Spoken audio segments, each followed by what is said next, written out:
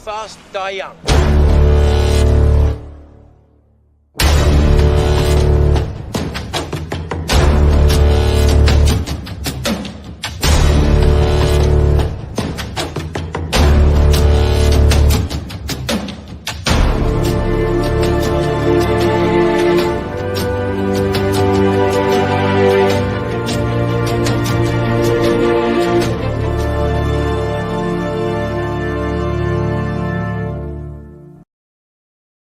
Hey, here we are again for our regular Wednesday night stream. The Outcast Creative. I am Lance Nilsson, one of the co-founders of the Outcast. If you want to know what the Outcast is all about, all the information is in the box below. If you want to contact us, the best way is via the Facebook page.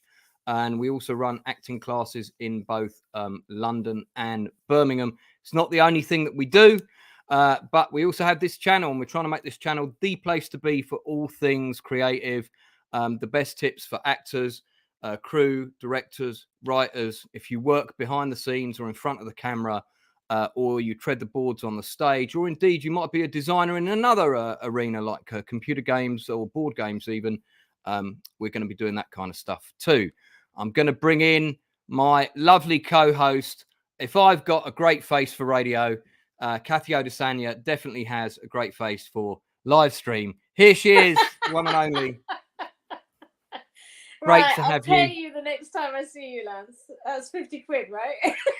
Is that 50 quid? Well, yeah, I'm not sure. For that, great intro. Well, I see you're paying me £50. Well, okay, I'll say it again. The lady with a great face for television, Cathy Odusanya. Is that 100 quid I get now? Yeah, now you're pushing it, mate. And look, check this out. You've even got your own little ticker now. See, there we go. So I'm really getting to grips with this whole StreamYard business. That's brilliant. Yeah. So, how have you been since I last spoke to you? I've been good. Yeah. Have you finished filming on Holby City yet? Oh, that finished long time. I finished the Spiral film, which is about a person that shoots out webs. That's all I'm saying. Oh, yes. So, I believe I've heard of that franchise. It's got about 20 sequels or something. Yes. Fantastic. So I did that on Sunday. Finished that off on Sunday. Well, like my bit. I'm not saying the whole film's finished, obviously. But well, tonight we've got two guests coming on. There's been a big. Let's talk about the acting world for a second. Yeah. I've been quite busy on acting forums of late because I had a couple of casting jobs to do for some friends, and two of the most common forums that are used are Actors UK and UK Actors. Those are two different forums on Facebook. Right. It does appear to some it's a place where actors go to moan a lot, but there are also occasionally useful tidbits of information there about jobs and other things. And one of the things that I learned by checking in there occasionally is that I believe Mandy has either bought Starnow out or one way or the other, something like that. Two of the major kind of platforms have combined. And what I mean by that is you've got IMDb, you've got Spotlight. And for those American friends watching, Spotlight is kind of a British actors directory. And it's been around since the days of old in physical book form initially. And you would go in and look through these massive encyclopedias. But Spotlight's had a monopoly on this particular thing for a long time until IMDb came along. And then we also had Mandy and Starnow, where you could both list your profile and also people could advertise for work. But now there's a new kid on the block, and that's V-Showcards. I have worked with one of the individuals way back 4 or 5 years ago, it might have been now, who's one of the co-founders of this. I haven't got any professional association with either of these guys beyond that. I don't have a profile on V-Showcards myself, not yet. That may well change fairly soon. So I'm going to, the two people that founded it are Darren Tassell and Alex REECE, both actors that are on my radar. Alex I've worked with already. Darren I tried to get to work with me once, and I will try again. And both very talented men. I'd like to say young men, but we'll just go with men for now. I'm going to bring them in, but then we're going to have a quick look at some of the stuff they've done. Here they are. And look, they're both in the same space. Whoa! Wonders of modern technology. I got So, Darren and Alex, welcome to the Outcast Creative. Alex, it's been a while since I've seen you in person, and Darren, this is the first time we're meeting, so nice to meet you. Absolutely. Yeah. Great to meet you both. Yeah. And nice to meet you too. So, this I can tell this is going to be a bit of a double going on. We do like to keep things. We do like to keep things relaxed and informal here because I think that makes for the best interview. But before we get into that and we talk about your careers a little bit and how V-Showcards came all about, and then we can get into some questions. And if guys, anyone watching, I know we've got 3 people watching right now. I'm sure a lot more people will watch this in due course. But if you do have a question while you're watching, please put them in the chat and we'll endeavor to get round to them. Cathy will keep one eye on the chat for me. Fantastic. But before we do all that, I believe that the kind of mantra for this V-Showcards is, for actors, by actors. Initially, it started off as an actors thing. It's bigger than that now. But, let's see if they can practice what they preach, and let's have a look at some of the work that Darren and Alex have both done. True fact, does it, love? We don't all know each other, you know. I know you. You're a politician. Bunch of crooks. Only in it for themselves. What'd he say? Let's go. Where, Dave? Dave, do you remember that sign? No blacks, no Irish, no dogs? We've only gone and got a free for here, mate. I think you better go, mate. No surrender, no surrender, no surrender to the IRA. What's so funny? Let's go.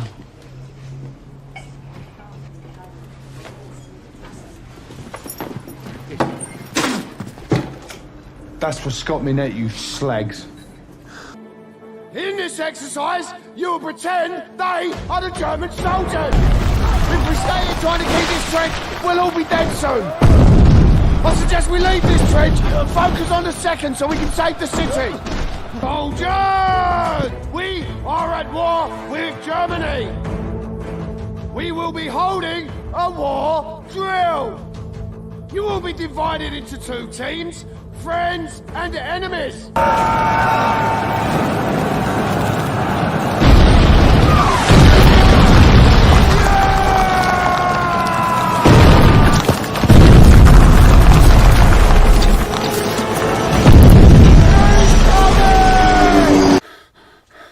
Is that what they tell you? I said don't move. I'll take it. You've never been shot before either, have you? It's fucking senseless. Why don't you fuck off then? I said, why don't you fuck off then? All of you. No one wants you here. And you think they want you? Ho! Ho! Ho! Ho! Ho! Ho! Louder! Ho! Ho! Ho! I want these.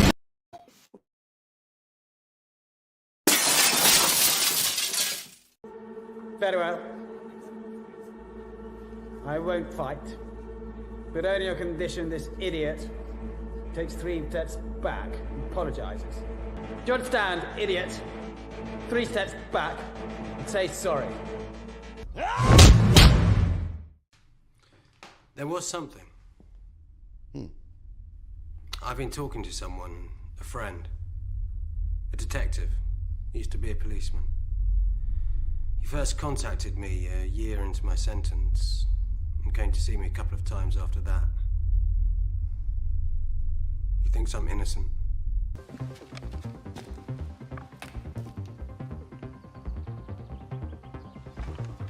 Okay. Grab the target and we're gone. Nice and easy. On me.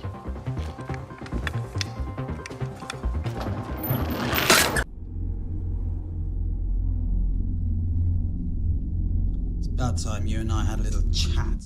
Your mum She's getting a little worn out. Since you're such a big man around here, maybe it's time you met some big men. It's not serious today.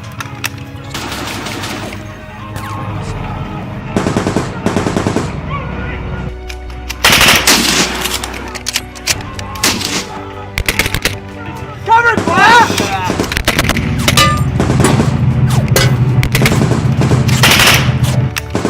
Fucking bastard!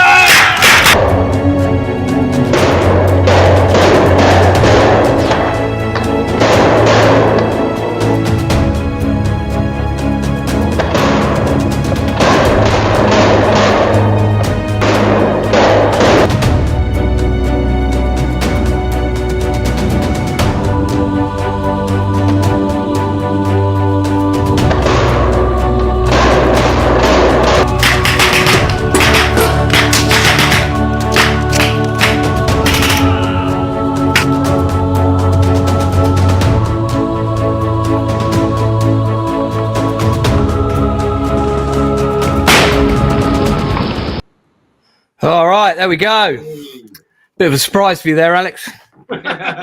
We spotted it.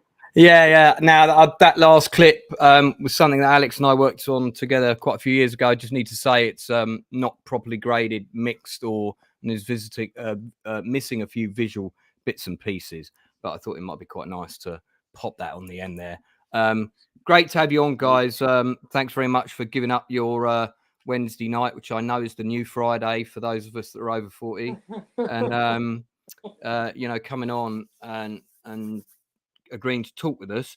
Before we get into the Showcards, just a couple of other questions. I mean, we got a bit of an overview of the work that both of you have done there. Have gun, will travel, kind of thing. Lots of action roles, which is nice.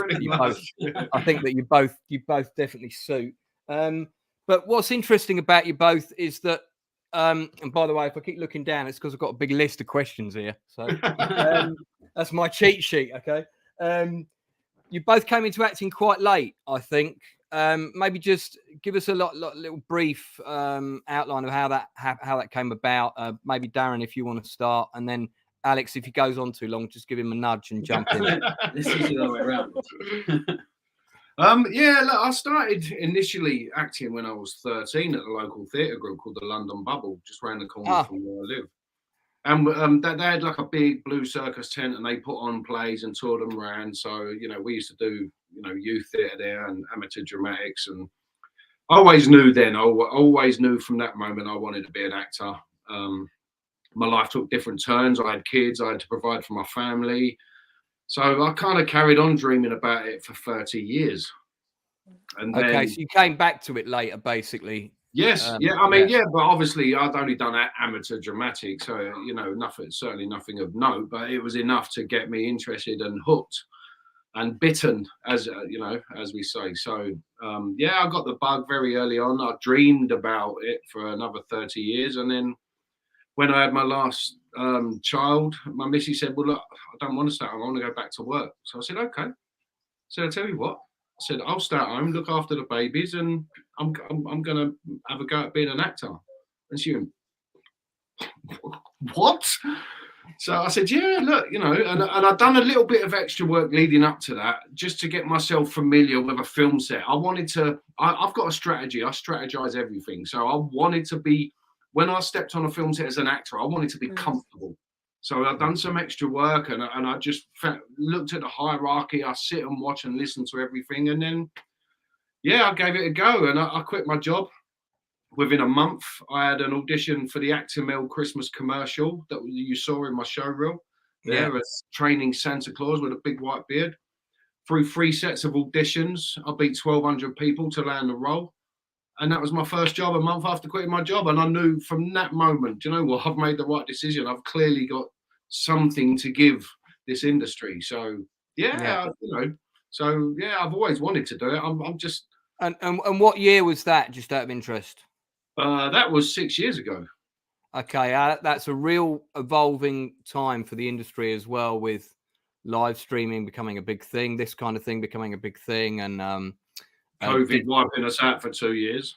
Yeah, Yeah, well, yeah, there's all of that as well. We can come back to that. And Alex, for you, I know I met you around the time you were just starting out, if I remember rightly. Yeah, it was a few years into it. I graduated in 2010 from drama school. Yeah, a couple of years after. Yeah. And how is it that you came to come back into it, or maybe not back into it, but sort of decided to do acting so late? So it was an extension of something else I was doing. I was quite heavily into a type of shamanism, a type of shape-shifting sorcery. I'd read a lot of books about this practice where you can expand your perception to the point where you could perceptually transform yourself literally into a wild animal and experience yourself in the body of a wild animal running around at night or something. And this to me was a sort of holy grail, or something I wanted. And it went along with all the other stuff I was doing. I was studying yoga and studying qigong and shiatsu, all sorts of different types of meditation, different martial arts in Brazil. And I was doing increasingly more extreme exercises to change the way I perceived the world, which was part of this set of practices that included burying myself in the ground for 3 days completely, and running through woods at night with blindfolds on. And there were various practices where you just do very different things to experience what it's like to do them. And one of the most advanced set of practices was to disguise yourself as a member of the opposite sex. Because generally speaking, somebody who identifies as a woman, somebody who appears as a woman, walking down the street or in any environment is going to have a very different set of perceptual experiences to that which a man is going to have. And this was thought to be one of the techniques for really changing how you view the world, to increase the breadth of perceptual experience you have. And I thought, okay, I'll do this. And I studied for a while, and I grew my hair a bit longer, and I went to Fox's outside Covent Garden and said, I need you to make me up. I need to disguise myself as a woman. I need to be able to pass as a woman for 2 weeks.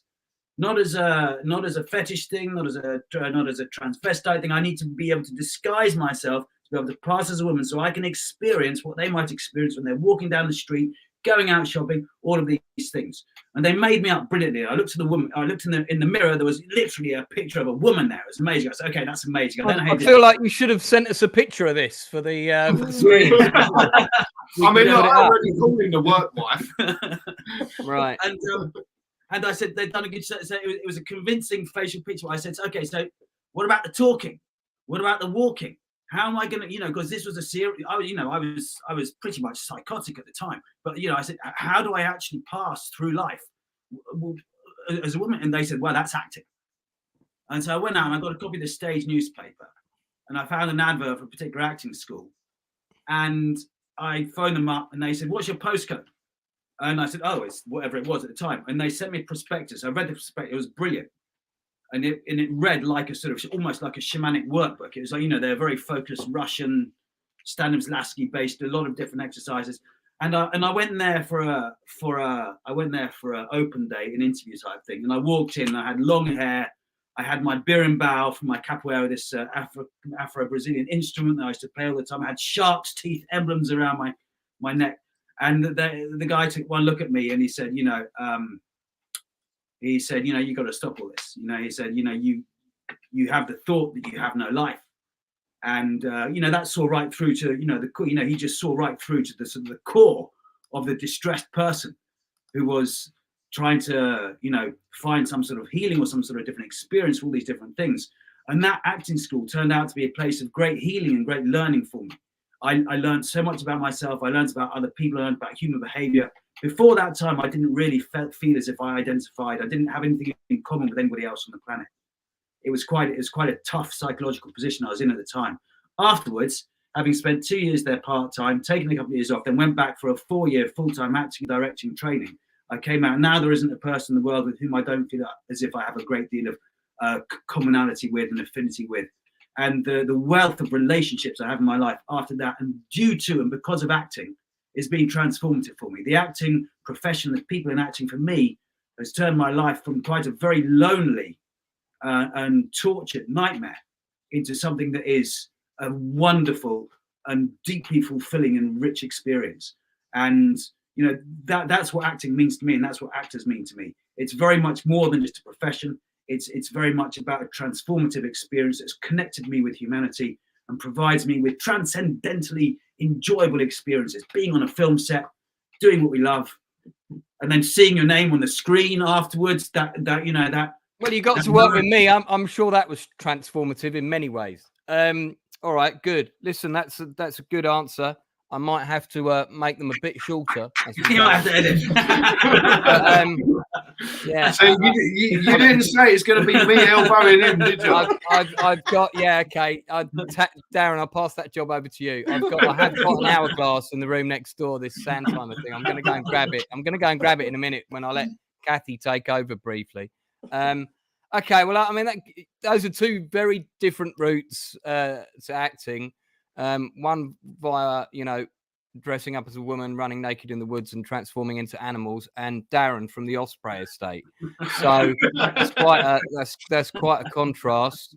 But it's interesting that, you know how they say polar opposites attract. So that is quite interesting. And I imagine we met each other on a war film. Yeah, no, I'm aware. I remember the pictures. Was that the Sing Jing Rang route? Was it that one, or was it this one? Sing Rang route? Yeah. Yeah. Forgive me if I got the name. And that was 6 years ago. And you know, we've just been we just connected, and we've been very close since. He's just a huge bucket of positivity, and I love it. Indeed. I can't come away from Alex feeling inspired in some way or another. I do remember that about Alex. I mean, as soon as I met him, which was at a short film screening, you know, sometimes you meet an actor and you just think, I want to work with this person. I like the energy. I can tell they would bring a great energy to set. Yeah. And that was exactly, you know, that was 100% exactly right. Sorry, mate, I'm just plugging you in. Darren, as far as you're concerned, that remains to be seen. But so with I mean, let's get on to well, that gives us a bit of an idea. And I mean, you've both worked quite regularly since you came in and you took it seriously. You've both worked quite regularly. I mean, Alex, you've racked up a really impressive number of credits certainly in the time that I've known you. Yeah. You know, I've come back to you for things and you haven't been bloody available. And I mean, again, Darren as well.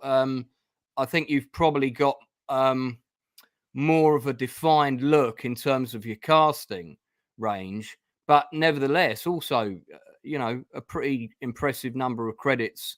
It's about having a strategy. You know, very early on, I didn't have Spotlight, and I applied to them, and they said no.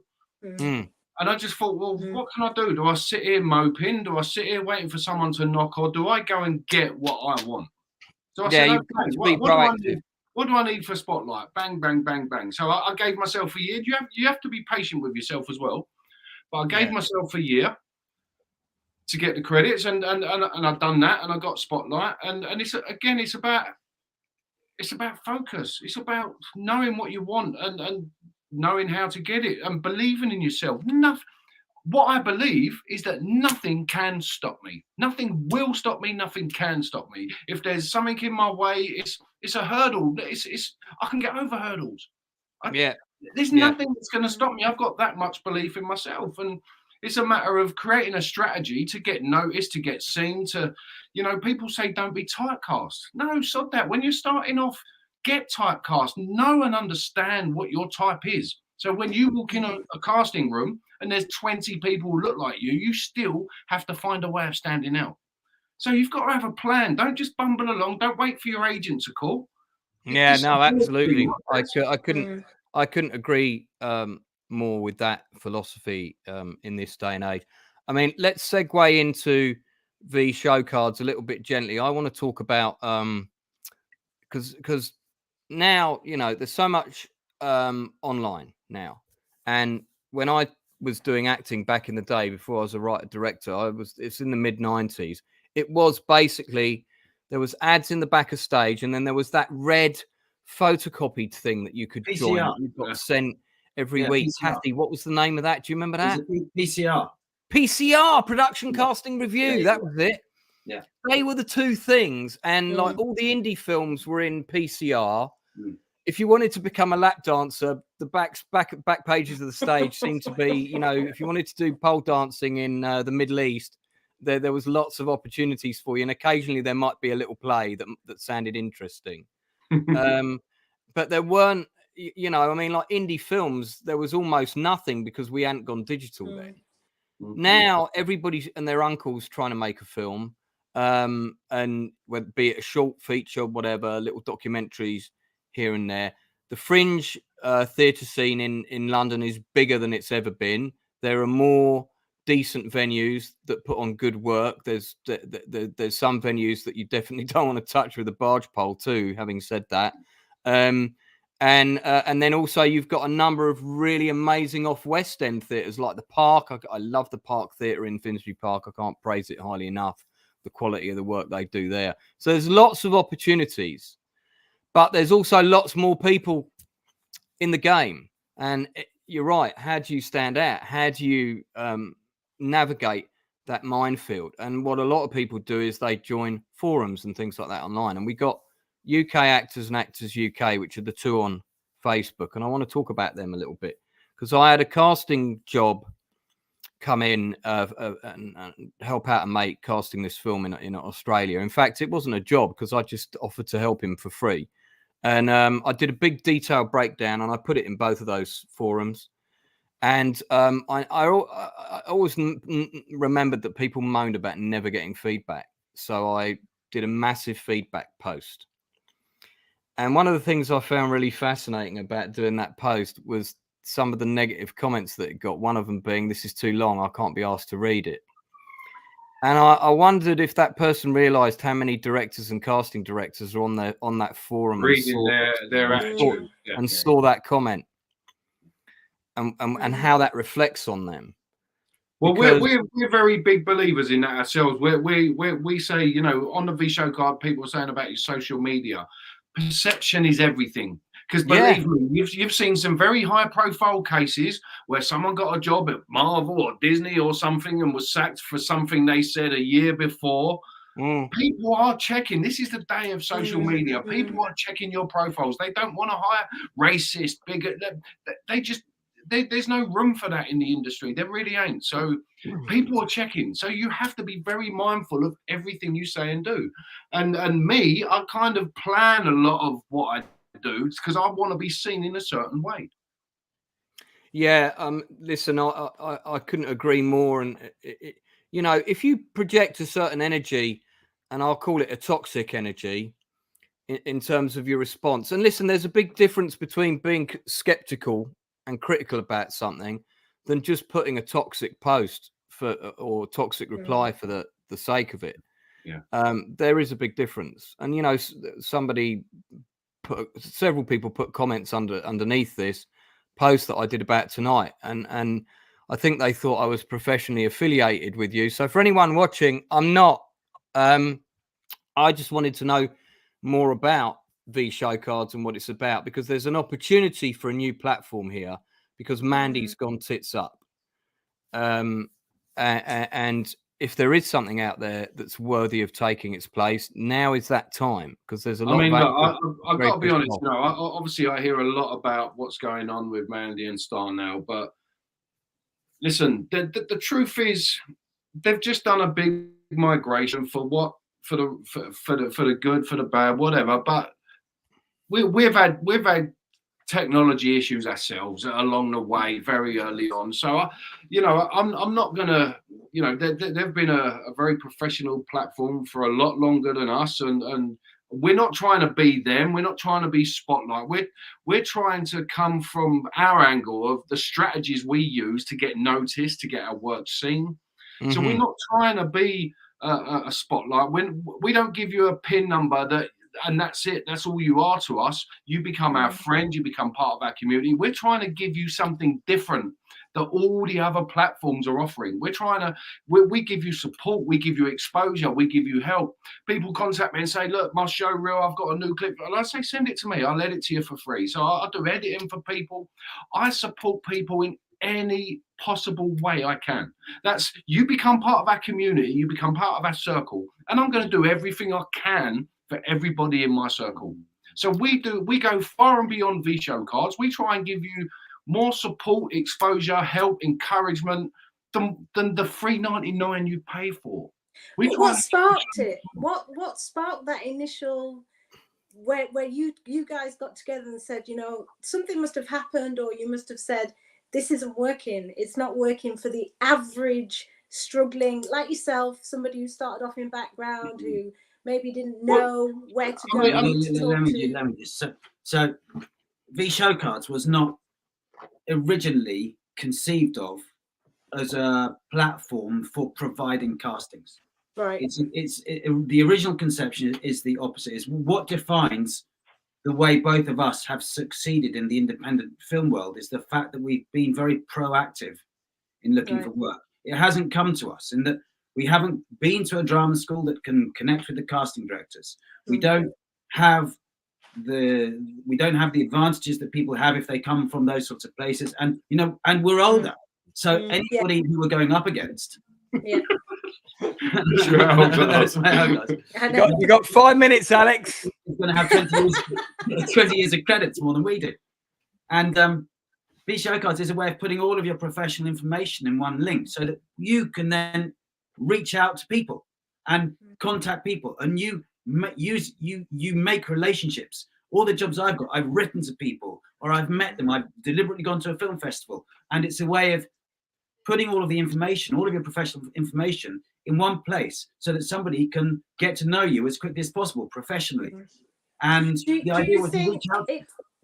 Sorry, I didn't mean to cut you off, but do you think that it will eventually down the line take away from having an agent then, because you're doing it all yourself? No, absolutely not. Look, you have to be proactive. Anyone who's sitting here waiting for their agent to give them work is going to be waiting a long time, and you're probably not doing that much unless you're on, you know, you're in one of the top 5% of the agencies. So you have to look. Don't wait for them to call. This is your dream. This is the actor's dream. The agent, they dreamed of running an agency. That's their dream. That's what they're doing. So this is your dream. So no one should be working harder for that than you. You should be doing everything you can, and then I vowed to my agent that I'm going to give them more work than they ever give me. Right. That's an interesting philosophy. I want to pick up on something you said earlier. And I mean, there are a few people in the industry who will really go out of their way to help people. And I like to think of myself as one of them. You know, I've put a lot of helpful comments, I think, anyway, in the actors' forums when I have the time. And when you are, Lance, I see that all the time from you, Lance. And that's your USP. You know, you're somebody whenever they can. When you've been done over in this industry as many times as I have, and in one instance particularly badly, which had a lot of ramifications for me, you're either going to become like the people who try to fuck you up, or you're going to go the opposite way. And I went the opposite way. And I decided, right, I'm going to be the complete opposite to those people. I don't want to be like them. And, you know, if you're somebody, a good friend of mine said to me the other day, if you're nice to 1,000 people, you do something nice for 1,000 people, 100 of them might come back with something nice for you. So it's not always not everybody's going to send the elevator back down to you. And we're in a transient business. We work in a transient industry. The friendships that we create are very special, but they are transient a lot of the time. I agree. But I do try and be as helpful as I can. And I get that from both of you as well. And I don't know Darren as well as I know Alex, but I get that from you. So, you know, you saying things like, look, I'll help edit someone's showreel, but obviously the goal here is to make V-Showcards a successful platform, a growing platform. You suddenly span to 20,000 members, you're not going to be able to edit 20,000 showreels for free, obviously. No, I absolutely agree. But no, that's a nice. You got to be careful about offering that, you know, live online to the world. That's a nice problem to have. You know, if we get 20,000 people on there, then we'll have teams of people you know, working with us. And So, you know, and again, through talking with a lot of the actors that I do, I talk with our community every single day, and a lot of the actors out there, they've got skill sets that match what we would be looking for. So we've said, look, you know, when we have to hire, we're going to look within our community and see what skill sets people have got, and that's another way we can try and give back to this community. It's about giving them more than we're taking from anyone. Okay, so it's not just about having one place where you can say, look, here's all my headshots, showreel, everything I've done, be it theatre, film, transmeditation, beast transforming, etc. Yeah. But we're also going to connect. This actor needs a showreel. This actor's got editing skills, and they will edit your showreel super cheaply. Let's bring you together. That might be oversimplifying it. We connect as many people as we can. People contact me and say, look, I'm looking for this, I'm looking for that. And I've made I've made a lot of connections over this time that we've been on our V-Showcards journey, and I'm connecting a lot of people, and that's easy for me to do. It doesn't take any of my time. Why wouldn't I do that? Why wouldn't I help people? It's, you know, it's good business. The concept, just to touch on what you said, the concept about having everything about you in one link is part of that, and obviously that's our flagship product. That's the V-Showcard itself. But we're sitting here, we have regular meetings, and we sit here and brainstorm. What is the next great thing we can do for people? How can we help them more beyond what we're doing? So thus the multiple profiles, for example, was born, and everything is born out of our experiences and what we find works for us. So if you look at my V-Showcard, you will see hard man, because I know what I look like. I know what roles I get. I get the soldier, the gangster, the villain, the racist, the thug. I get all of those roles. So do you know what? I target those roles, and I'm very successful with it. Now, when I send my V-Showcard to someone that's casting a soldier role, thug role, villain role, nasty role, their first impression when they open my V-Showcard is, wow, that's who we're looking for. But you can have 3 versions. You can have a dance reel, a dance profile, so that when you see a casting for a dancer, I wouldn't send my mean one. I wouldn't send my hard man one. My hard man profile helps me stand out at hard man castings. So I've also got a Bollywood reel and a crazy reel where I'm doing all kids wacky villains. But you have you can have three profiles, and you use each one to target specific roles or genres. So when you send them that and they open it, they see exactly what it is they're looking for, and not a selection of headshots and going, I'm sorry, Darren, you're out of time. So no, that's listen, I mean, look, Alex, and just for transparency for people watching, and again, I reiterate this, I have no personal connection to Showcards. I don't have a profile on there yet. That may well change soon. And I remember not long after Alex and I worked together, actually, it would have been quite a while later. You ain't getting for free, well, but Alex contacted me a couple of years ago, and when he first mentioned this thing and talked to me at 90 miles an hour like he does, and I was sort of on the phone and trying to do something, and I was like, yeah, great, Alex, sounds brilliant.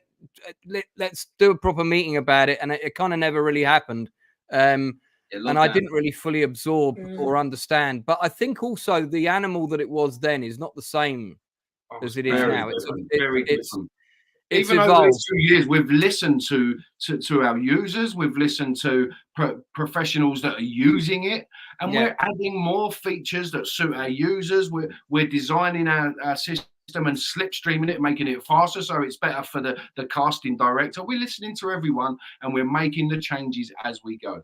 We had a conversation with a independent film director. He just won a prize for the best film at Cannes, and he gave us an hour and a half of his time. We said, listen, when you're casting, what would the V-Showcard need to look like for you to be able to cast somebody as quickly and easily from that information? And he said, well, I want to see this, I want to see that, I want to see, and we just rearranged a few things just so it's there. The idea is put all the information, not just all the information you need, but in such a way and structured in such a way that it makes somebody who wants to cast you find out everything you need to know as quickly as possible. So it makes it as easy as possible to cast you. And one of the things we're trying to do is educate as well. You know, people are under time pressure. If you can make it quicker and easier for them to cast you, that gives you a competitive advantage. That was what I tried to put in my feedback post, was don't give people a reason to put you in the no pile. And people just don't understand how easy that is. That's why I always say to people, you know, there was this thing back in the 90s where people would always put their best showreel scene last. No, put it first. Your best showreel scene should always be at the front of your showreel, because that might be the only one that the casting director watches. Yeah. And that might be all they need to see. And they say, great, that person's in the S pile. Yeah. And then your next best one, and then your next best one, and that student film you did 10 years ago that you still quite like, that's your last thing. Yeah. It's not your first one. Because, you know, I mean, actors, we've got 6 people watching. Thank you so much for tuning in. Do share the stream. If you've got questions, pop them in the chat. We will get round to them, I promise. It's such a competitive market. And I mean, look, Alex came in. Okay, he's blessed with a leading man face, much like my own. But 5 years, 10 years ago, maybe. But Alex came in, and the first thing I saw you do was one of your first kind of jobs, really, out of drama school, right? Fair comment. Yeah, I think so. And I took him to one side and said, mate, you've got this great face. You don't need to do much when you're on screen. You're going to get castings, trust me. And that's one of the reasons why I think you got a lot of work so quickly. You've got, you know, you're very castable. Darren, in another way, also kind of has a certain look that if someone's casting a film about the history of the National Front, Darren's definitely going to be on the casting list. Let's be honest. I know what I look like, and like I say, I know my casting type. No, exactly. As far removed as that is from me, I embrace that casting type because I can do those roles. So the point I'm making is that it sounds to me from your answers that you've given is that you're deliberately creating a platform that can shape itself to accentuate not only the strengths that you have in terms of what you can be cast as, but can also be manipulated in a very quick and instant way for the different things that you want to be cast as, or the different mediums that you want to work in. As you said, be that dance, film, theatre, stage, screen, television. And I think that's very interesting. That's definitely different from Mandy and Starnow from, you know, the last time I went on there a couple of years ago. Again, that goes back to what I was saying earlier. We're not trying to be any of them. No. We absolutely respect them. That they're very, very professional platforms that have been doing it for so long. We're coming from a different angle. We're not trying to be them or trying to overtake anyone. We're trying to give something different and be something new. I get that completely, but in a time when, you know, there's a lot of people unsubscribing to Netflix, not because they don't want to watch Netflix, but because they're worried about the gas and heating bill, you still have to be competitive. I get you don't want to be like them, but you are in the same market as them in a way. Oh, absolutely. You're in the same pond. Again, look, we know how actors struggle because we struggle too. So another thing we offer, and our number one rule from the start was to be affordable. So we had to. So it's $3.99 a month or £39 a year, and not only that, if you 40 quid a year. Yeah. So, but not only that, do you know what? We know the struggles. We're trying to help. So, if you come from a talented family, I know families that have got the mum and dad are actors and the 2 kids are actors as well. Now, how many spotlight profiles is that? That's £1,000 a year. We say if you come from a talented family, as long as there is one active subscription, we will give the other members of your family a V-Showcard for free while that subscription is active. Oh, so it's good. Just another way we're genuinely trying to help people. We're not trying to take anyone's money and run. When you join us, we take very little money and we try and give you everything we possibly can in return. Do you know what, Darren? You should get onto Lawrence Fox because I think they're a family of actors, and you know they might be interested there. Oh yeah, yeah. Cathy, what's what's the cost of Mandy and Starnow for a year? Do you remember? Oh, I have no idea. I didn't even bother looking at them. I know Spotlight is 200 and is it 250, something like that? 250 notes. Okay. That I yeah. When I saw the price, I was like, really? So Spotlight's 250 quid for a year. Yeah. And you've got I know the format for Spotlight because me and Sharon use it all the time. I remember Starnow pretty well, which kind of was like the Daily Mirror version of Spotlight. It was kind of a lot of fun. It's fun to look at Starnow, you know, sometimes. It's like when you order Spotlight on Wish. Yeah, it is. And you could, it was a good place to show people where not to get your headshots from. And I mean, to be fair, there were some people with some great pictures and profiles on there. I mean, Starnow was quite user friendly. You could get around it. I used it early on. I did. We used it for a couple of castings. But you know, look, I mean, in my mind, sorry to be blunt, but I know Darren's being very diplomatic. I think if you want to make this platform the #1 platform, yeah, and you are doing a lot of things that the others aren't doing, yeah, then don't apologize for treading on the toes of other people. Be aggressive about the fact that you're offering some things that they're not, and at an amazing price, because that's what's going to get people to pay. Because in this day and age, be it £250 or £40, I don't know how I'm going to pay my electric bill this coming Christmas. Some of these Thunderbirds things behind me might get sold on eBay, you know. Yeah. And, we're going to have to all button up and tighten our belts and do what we have to do ultimately. So one of the things we try to do is provide value, not just for the actors, but for the people who are casting their films. Usually, I think Spotlight charges them. I think to cast on Spot, you have to pay. As far as we're concerned, when somebody comes and puts their castings through us, we want to reward them, and we reward them in different ways. And we're going to help them build their audience. We're going to help promote the film. If somebody's casting through us, then they're partnering with us. And we're going to do everything we can to help them build an audience, help promote it, help distribute it. If you think we get 5,000 actors on there, there's an audience there as well. So people who bring castings to us become our partners. We don't charge them. We reward them, and then that brings more people. And ultimately, they become part of our community. And as part of our community, we do everything we can to support them every step of their journey. Now, that is a really good sales thing right there. I mean, I will say as well, look, we have just launched phase 1 of our casting system. We are official casting partners for a big feature film that's going on and currently casting. So we kind of built the casting system in a bit of a hurry. So we're already redeveloping that, and we've also I mean that's the next stage, because you weren't originally doing that. You just moved, yeah, exactly. And we've sat down with casting directors and everything to find out how they currently do it and how it works. And look, I come from an online background. I used to design online ordering systems, so I'm used to simplifying things. So we've listened. I'm used to designing systems that just make everything easier. So we've listened to everyone, and now we're at our concept. We're designing a really slick and stylish casting system that takes all the pain that everyone is talking about away. There's a lot of pain points in the casting process, and we've listened to that, and that's what we do. We're creative thinkers, so we're designing a system that takes away all the pain of casting.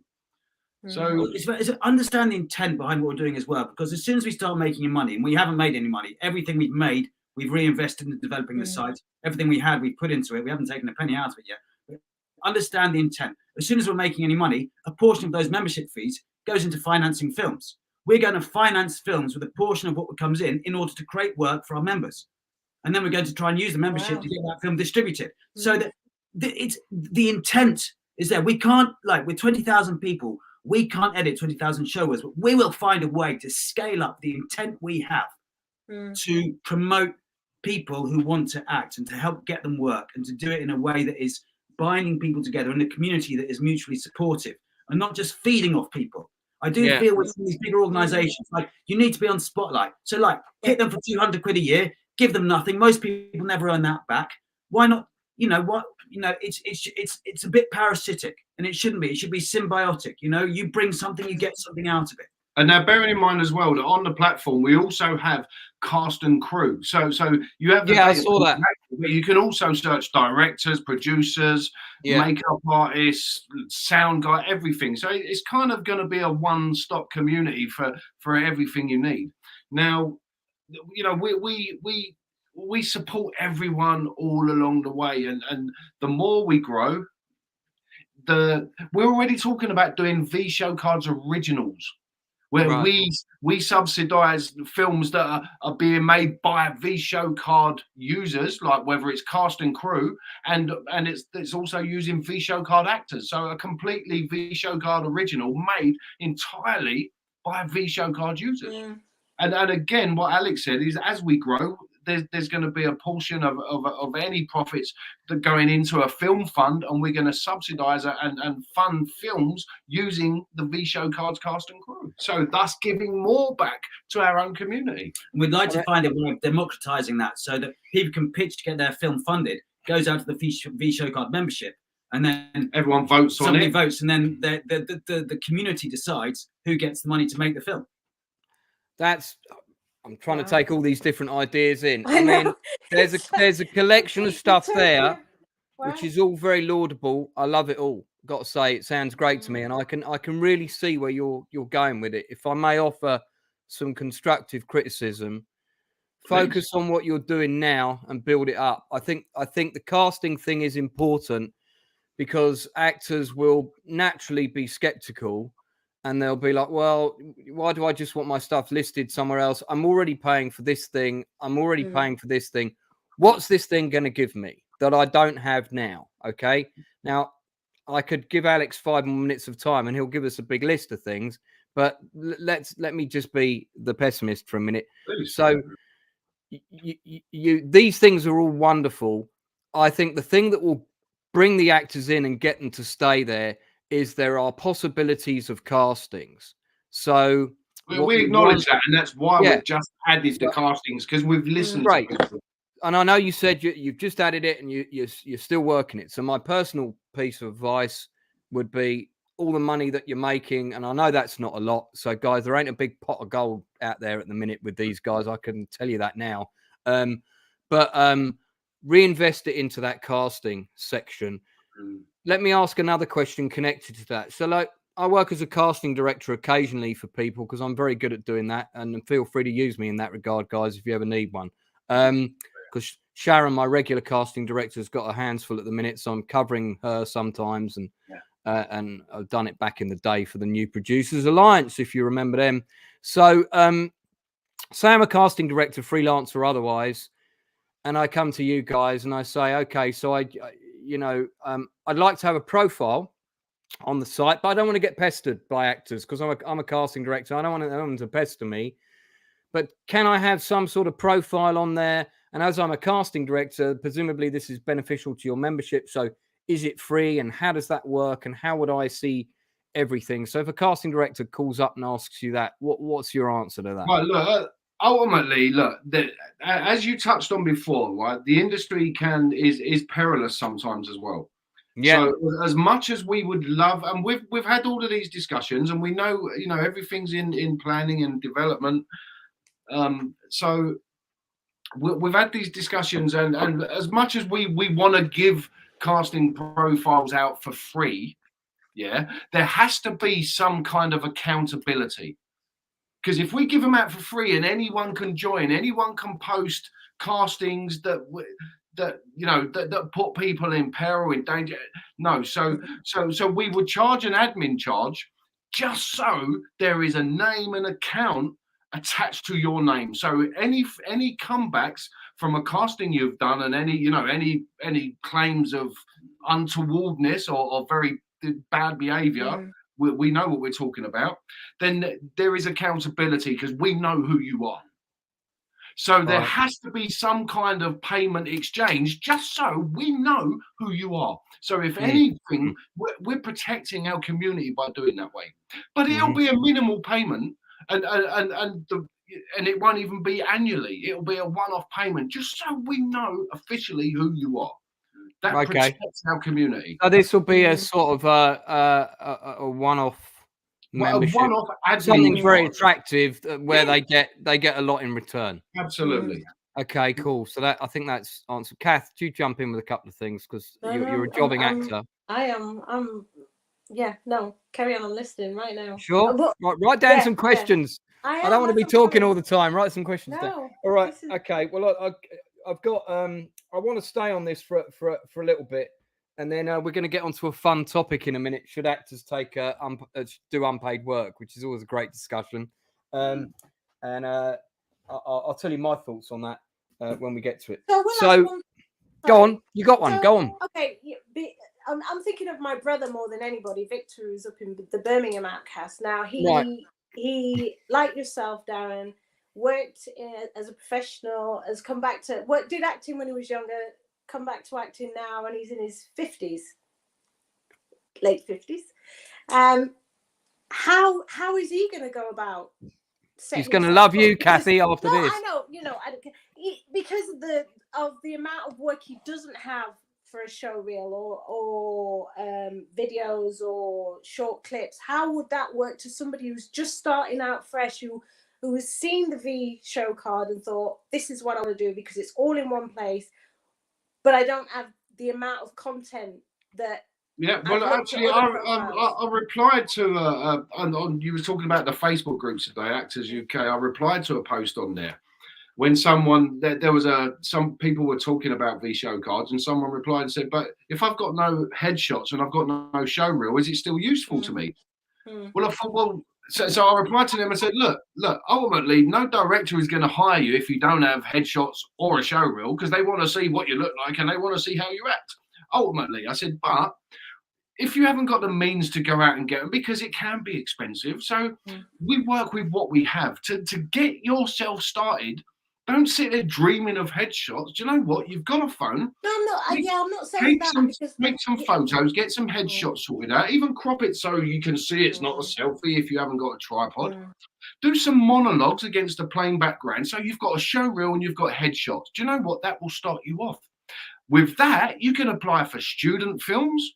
And when you get the clips back from that, you replace one of the monologues. And it's for, even actors that have been doing it for years.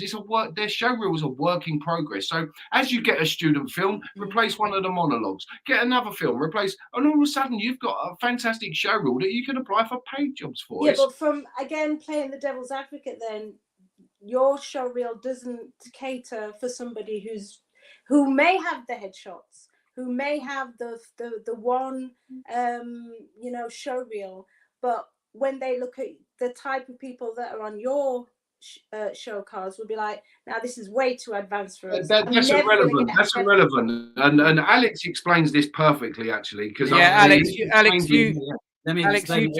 jump in on this one. It's another reason why it's good, even if before you're ready to join V-Showcards, because you can ask this now, but we are also available. We're available. You message us, we'll get back to you on email so it's really important that people like your brother understand the strength they have. You see, the trouble with some of the other sites and the industry in general, it can tend to demean people who are of a supposedly lower professional status than others, and that's not helpful. Because if you look at it from the point of view of the people employing you, you have to understand the strength that you got. If you've never done anything before, or if you've only done one small student job, you think, oh, I'm nobody. Well, that's absolute rubbish, because there's a lot of roles that only you are good for. There's a lot of roles which somebody who has 10 professional credits won't even look at, because they will feel that they're above that. So, but there are a lot of roles that might only be one line. It might be one word. It might be in a corner. And knowing how important it is to have people who can do those smaller roles as well and be happy and excited about doing them. Do you know how good it is to have somebody who's enthusiastic? This is why we say always contact people, because when you contact somebody, they feel great about giving you a job, because you've already said to them, I want to work with you. If you say to me, Cathy, that you'd love to work with me, I feel fine about asking you to work with me. You've established a relationship. So what your brother can do, get a V-Show card, write to people, say, I'd love to work with you. I'd like to have a chance. People who get that, what do they want? They have a role that he might be good for. Who do they go to first? They go to him because he's there and he's enthusiastic. And just on the basis of his look, he might get the job. His look and his attitude. And V-Showcard isn't just a platform, it's an attitude. And if you don't have that attitude, we will give it to you. You know, that's what we're here for. And we'll find a way of scaling it. When we've got 20,000 members, we will find a way of scaling that goodwill. We will find a way because that's who we are and that's what we do. Yeah. That is what we do, yes. But anyone starting off with less material and less credits would take smaller roles that me and Alex and yourself might turn down. So look, it's not for any elite. We have a level playing field. Your profile could be sat next to a Hollywood star. We've got a couple of Hollywood stars, Bollywood stars, UK stars as well. Your profile could be sat next to them. It's a level playing field. Everyone is treated the same, whether you're a beginner, whether you've been doing it for a million years. That's what I want to hear. That's what I want to hear. Yeah. You've got quite a strong ethos behind this thing. I'm going to call it, and this is not a negative comment, I'm going to call it sort of slightly spiritual, which I describe myself as that. Alex is all the way out there. I'm slightly spiritual. I don't think yeah, I mean, he's in the universe. I don't think that's a bad thing. Since you mentioned it, I have to say that I think actors provide a service to the community that isn't recognised. And well, look at what happened in the pandemic. You only needed to, you know, all the people that were out of work and they didn't get any. What's his name? Andrew Lloyd Webber. I'm not paying any of my actors and staff. Really? Could you not have like taken 5 million out of your vast vault? Yeah, but it's okay because we can retrain in cyber. Yeah. Like but anyway, I mean, sorry, Alex, go on. I just think people who want to act don't just want to act. What does it mean? They want to do something that is fulfilling to them. They want to have joy. They want to have freedom. They want to have freedom and joy. And I think people who want these and take active steps to doing it are setting an example to the rest of humanity that actually life is not just about drudgery. It's not just about submission to huge organizations. It's about being strong enough in yourself to do what you want to do, to be free, to be fulfilled, to have joy, and to experience things that aren't given to you by a society that doesn't really care about you. And people who do that, they're setting an example. They're shining a light. And they're holding a torch for humanity to be a bit more than what the big organizations, the governments and the tech, everybody wants you to be. And I think that's such a valuable thing. And they often feel, because they haven't got 10 major TV credits, they feel demeaned. I feel the reason I left Mandy and Starnow is because as an actor, as a person, I felt demeaned by the way it just didn't feel nice to me. I didn't feel as if what I did and who I was recognized or promoted or nourished in any way. And we're coming from a place where, you know, I genuinely love people who want to be free, people who want to act, people who have the courage to withstand the onslaughts of rejection and disappointment and hardship that actors do. Anybody who's prepared to walk down that road towards that machine gun, literally, of rejection, of you know, professional poverty a lot of the time, and to keep going and to keep trying. What for? For one thing, for joy of expression and freedom and creativity. Man, you know, those people are my brothers and sisters, and I'll do anything for them. And the platform comes from, we did something that worked for us, and then okay, this is good. Let's share it. And sometimes I post, I say, look, I sent my V-Show card out. I got a job. I got a script and a money offer from sending my V-Show card out once. That happened twice, and other times as well. And I posted that, and then somebody said, oh, you're just promoting your own product. And it's, yes, I am, because I used it and it works. There's a trigram in the I Ching Book of Changes where there's a stork, a bird, is in a river and he's found a whole load of fish. And there's more than he can eat. And he's saying, listen, guys, I found some fish. Gather round, have some fish. That's the intent behind the post. And I can understand cynicism because people get hurt all of the time. So it builds up and then you expect that. But the intent is, look, there's a lot of fish here. There's good fish. Come and have some. That's where it's coming from. Yeah. All good stuff. I mean, it's, you know, as a I think concept, the thing that sounds really good. sticks Sorry, out. Kath, go on. Sorry, the thing that it's No, like go. you say, the thing that is really refreshing to me now is it's doing away with the elitism. And like you say, it's like if you haven't got this and if you haven't got that, then don't even come towards our door. And it's fresh and it's exciting to hear that there's Well, do you know somebody what? on our side for a change. When people come to us and say we haven't got this and we haven't got that, we say, come and talk to us. Let's find a way of getting you it. We'll show you what you've got, because you've probably got it. You just don't know you've got it. You don't know you've got it. Just take a step back, see yourself from a different angle, and away you go. I'll tell you something funny. Literally, has happened while we're talking. Is I've had a friend request on Facebook. Yeah. And one of the bits of my profile that I'm pretty sure is visible is that it says, "I do not accept friend requests without a message." Yeah. And I get this from actors quite a lot. And because if you're if you go up to somebody in a bar and don't talk to them, but just say, "Don't mind me, I'm just going to take your phone and I'm just going to look at all your pictures and scroll through your contacts list. Thanks, see you later." You don't do that, do you? No. And I said this to, I've got a standard copy and paste message for this, and I just send it to people when they don't send me. I used to, I don't bother now. Now I just I can't be asked. But and I sent it to somebody, and he came back to me and went, "That's not the same thing." And I said, "Okay, you explain to me how it's different, because now we're talking, but until I don't know who you are." And then the other thing I will often do, if I think they're somebody that I might have met but I can't remember, is I'll say, "Oh yeah, were you at Alex's film screening last week?" I shouldn't say this on here. I'm giving away all my secrets. And often they'll come back and say, "Yeah," and I'll be like, "Well, that's good because I wasn't there." So I mean, if you're gonna there's this whole online networking thing that happens now, and it's fine, it's good. I've reached out to a lot of people I've always wanted to connect with that way, that physically I might not have been able to meet otherwise. But do it the right way. Well, do you know what, Lance? We're also going to film festivals as well and supporting our users, supporting their films that are on show. So we're going there, and the circle's getting bigger. Each film festival, there's a bigger circle of filmmakers going. We're at Southend Film Festival on Saturday, the 28th of May. There's a big circle of our friends coming, all filmmakers, actors, and Are you going to Romford? When is it? We was at Romford last time, the horror fest. Last month, the Romford Horror, we were there. No, this is the Romford Film Festival. Happens every year. I think it's on in about a week. Okay, I'm sorry guys, I've got to pick up on this. I've just now had another message. "Sorry, bro, I'm actually watching your stream and it was me who sent you the request."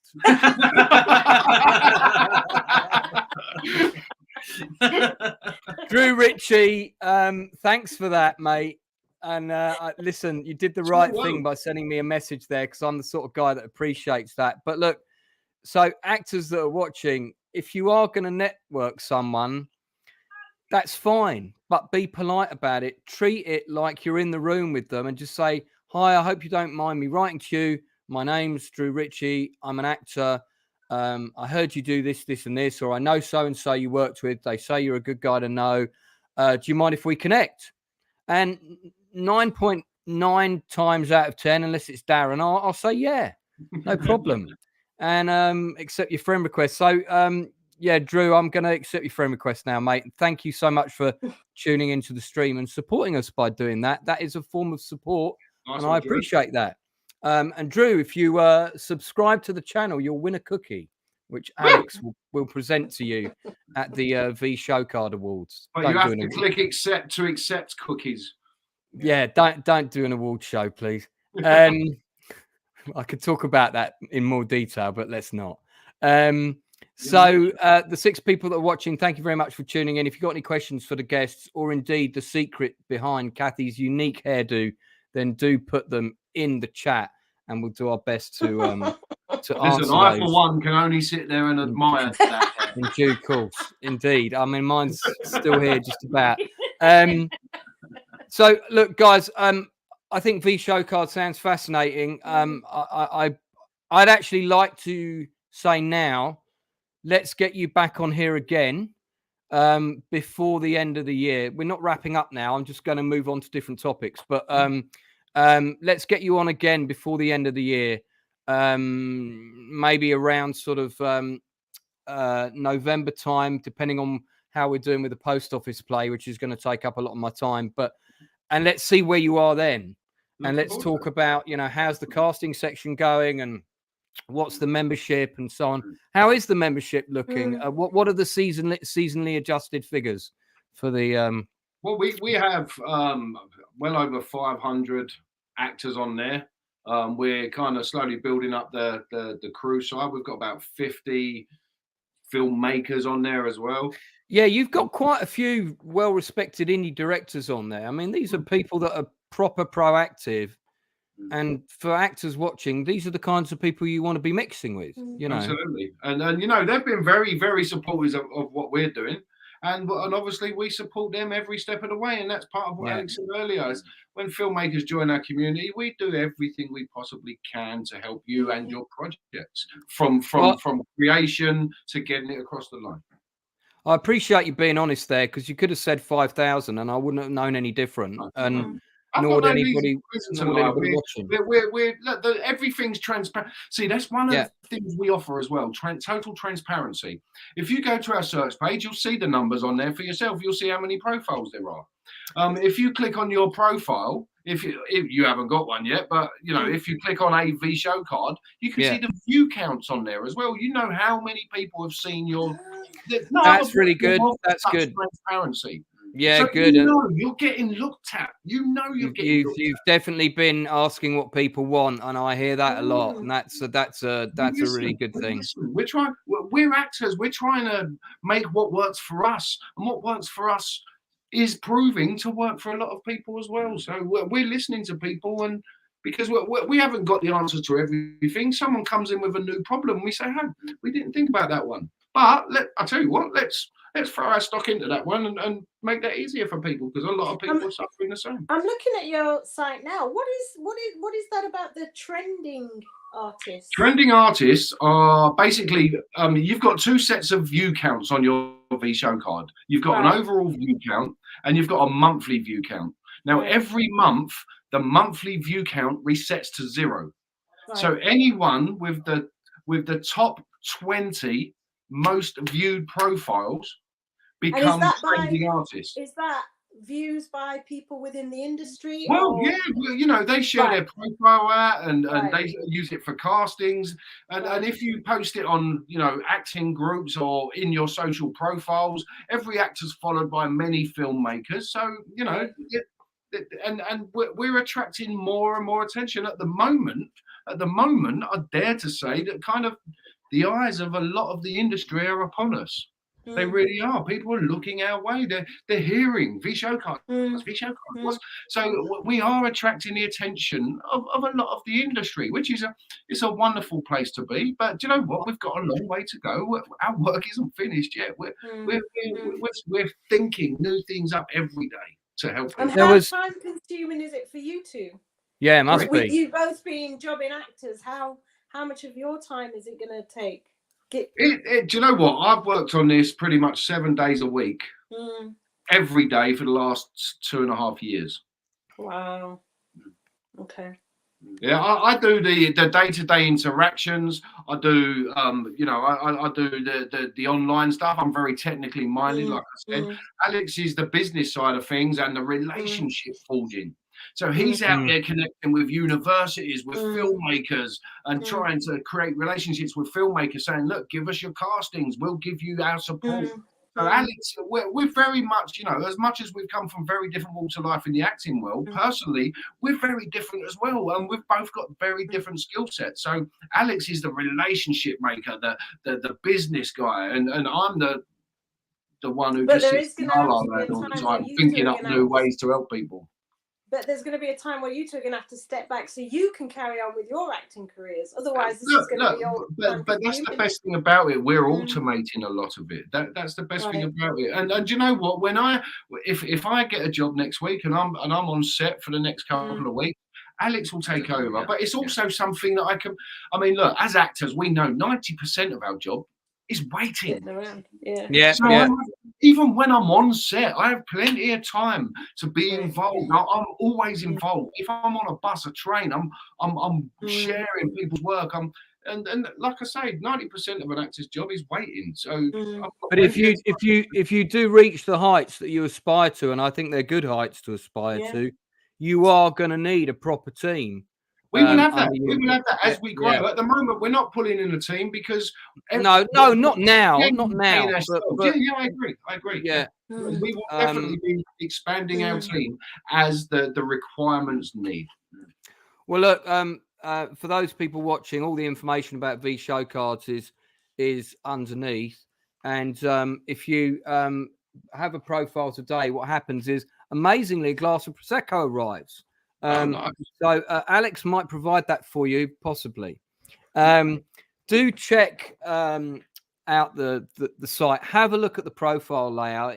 I have to say, I like what I see. You know, I want to see where it goes. I do like what I see. I think the user layout is very friendly. I know that also with the kind of featured people of the week or whatever, that's automatically rotated every time somebody new logs on. So so you don't get, you know, and when you click on the don't get homepage, Alex headshot every 5 seconds. Like, you've got people's show reels and it's a random selection, so you can refresh and you'll see the show reels change, the interviews change, and stuff like that. So we're trying to give you a bit different content. And look I think it's got the potential to be really something very special. And I've got a much. I wasn't sold on it whenever I first chatted to Alex about it. It was probably a year or two ago. It was when you first came up with the idea, and you were very excited. And I was like, "Sorry, Alex, I'm on set." And you know, I wish I was on set. I think I was writing a script when you called me about it. But yeah, I'm very, very interested in it now, and I do want you back on to talk about it again in 6 months. So will you give us the promise for that now? Absolutely. Yeah. I just want to talk about some other things. And then I'll tell you what, before we get onto this question of paid work or no paid work, I'm going to fire off some really quick questions at you, just so people can know you a bit better. None of them relating to, this is more just standard stuff, but I think it's always nice. So for you, Darren, first, keep these answers really short. Actor or actress who inspired you as a kid that you looked up to and said, wow? Ray Charlson. Great. Alex? Oliver Reed. Oliver Reed. Mine would be Richard Burton. Cathy? Oh, Richard Burton. Yeah, good. First movie you ever saw at the cinema, Darren? 20,000 Leagues Under the Sea. I saw that at the cinema. Yeah, Alex? I think it's Space Odyssey, 2001. Wow, really showing your age there, Cathy. Yeah. Star Wars. Yeah, that's right. We had that. Of course, because you were on the interview the other day. Last movie you saw at the cinema, Darren? Spider-Man. Which I've still not seen, but I've been told is very good. Alex? Fantastic. I don't remember off the top of my head. Let me have a think about it. Kitchen Boy. Yeah, it was. A screening of our own film. Yeah. That in my case, that'd be The Northman. Okay, a British drama show that you would love to have been in, something that you really looked at and went, "Oh God!" Game of Thrones. Game of Thrones. Okay, that's a co-production, but yeah, you wouldn't have wanted to be in the last season of that, but early on, yes. Yeah. I could do a stream about that and script writing and setup and payoff and so on. But I'd love to Alex, like that. there must be some for you. Just think of all the clips you've seen at my movie quizzes, and there must be one in there. Yeah, so I would say Black Mirror. Black Mirror, and it's still possible that could happen. Yeah. Our Friends in the North would be the one for me. Part that you'd most like to play in something that you haven't done yet. Might be a specific role, might be a bit more general. I would love, I come from a big family of Trekkies. I would love to play a Klingon in some some Star Trek, whether it's one of the spin-offs or a series or the film. I want to play a Klingon. You not seen my my Klingon warbird here? Oh, love it. In fact, there's 3 of them in there. Love it. And in the kitchen, there's 70 more of these. Oh wow! On shelves. Oh wow! Yeah, I can't. Yeah, so I'd love to play a Klingon, a Cardassian, you know, so something like that, a Romulan, just something in Star Trek, because that would be a very proud moment for my family. Darren, I'll tell you what. If you're free on Sunday, June the 12th, the perfect time for you and me to meet in person would be for you to come and play our Star Trek board game at the Outcast pub. I'm on that.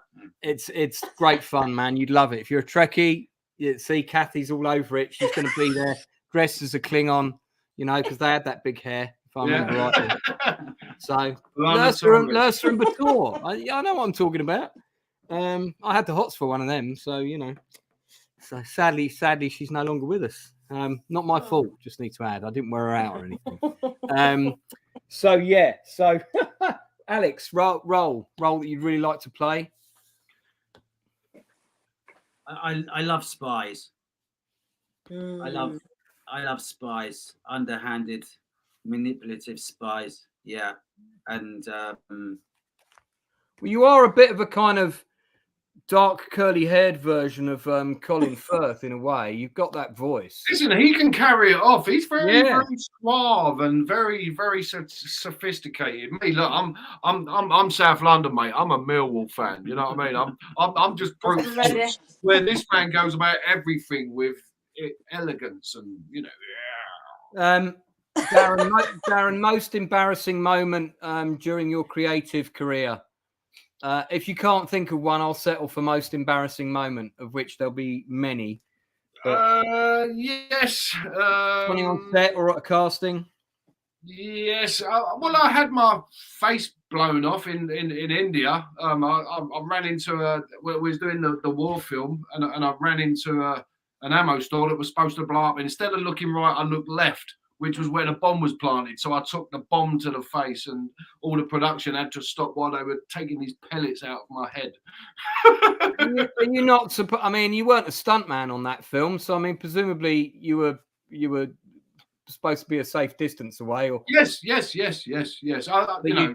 looked the wrong way. I looked the wrong way because I knew the blast was coming. It was dirt. It's a dirt blast. Oh, it was an air mortar. You know the blast is coming. And as long as, so I kind of, I had 5% the wrong angle. Instead of looking down there, I looked there, and I kind of took a bit of dirt to my head. Alex, what about you? Any air mortar catastrophes or? No, just a play. It was in my second year at drama school. I think it was Teresa Camp, and I was playing Laura, and just because the way we rehearsed it, there's loads of analysis. We stood it up for like a week, and there was loads of lines I didn't know them, and they didn't emphasize knowing the lines in that particular part of the track. And being on stage and not knowing your lines is the single most uncomfortable, embarrassing, humiliating, and degrading experience I've ever been through. But it was a valuable lesson because it's like, you're an actor, you've got one job. Stand there. How did you get out of that?